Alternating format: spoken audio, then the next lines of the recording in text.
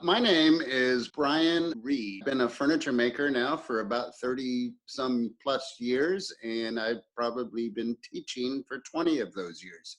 For the last 15 years, I've lived in the state of Maine. Today, I think the high is going to be about 25 degrees and the low is about 15 degrees, and we haven't been above freezing in about a week. And I got the wood stove going downstairs. I got the heat on in the shop. I got the cat all curled up on a blanket right in front of the heater, and life is good. I had spent the first 15 years of my sort of adult life, that's post college, I would say, as a mechanical engineer. And I realized that there was a creative part of my life that I was sort of lacking, and became interested in woodworking, was pursuing that as a hobby, as a lot of engineers will do. And when I was 35 years old, I decided, well, you know, life is so short.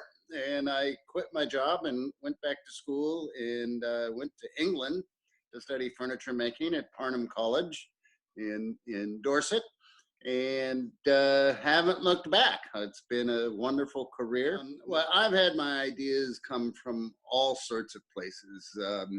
Originally, when I was in England, we would go up to London to see exhibitions all the time, and I loved modernist sort of art, and Kandinsky was a big inspiration. And when I got married, my wife and I went to China for 4 months, and so Chinese furniture became quite an inspiration. And then a friend, because I do a lot of decorative work, and a friend of mine said, oh, it looks very much like quilts. And so I've been studying quilting a lot, and use those sort of ideas for decorative parts of my furniture.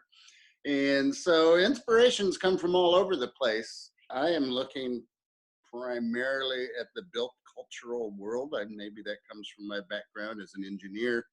And I use that sort of as my inspiration. A lot of people want to be really super precise and have their furniture look like it is made by a machine. And, so much of it is made by a machine.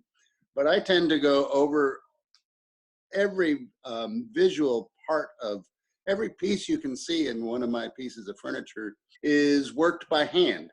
And to me, it is the imperfections in the what you're making that is actually where the beauty lies. And so I try to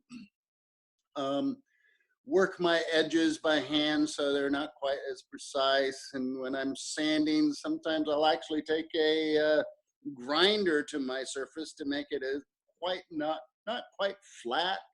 I have all sorts of sort of ways of trying to make the maker's mark be one of the standout features of my furniture. But the last 10 years, 15 years now, I have been primarily making speculative pieces. And for me, it's a journey of trying to find out what I think looks good. And, and there's so many pieces that I think look great.